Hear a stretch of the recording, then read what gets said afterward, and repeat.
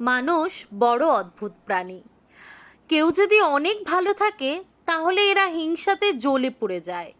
আবার যদি কেউ একটু কষ্টে থাকে সেই ব্যক্তিটাকে নিয়ে নিন্দায় তারা মত্ত হয়ে ওঠে। আমার এক মাসি আমার মাকে একদিন বলেছিল, দেখবি তোকে নিয়ে যারা হিংসে করবে তাদের জীবনটা কেমন হয়। তাদের জীবনে উন্নতি তো হবেই না, বরং অবনতিতে তারা রসাতলে যাবে। আর এই যে তোকে নিয়ে হিংসা করছে, তোর জীবনে আরও উন্নতি হবে, তুই আরও সুখী হবি। মাসির কথাগুলো কিন্তু একদম সত্যি কথা, যা আমি প্রতিনিয়ত আমার জীবনের অভিজ্ঞতাকে কাজে লাগিয়ে বুঝতে পারছি।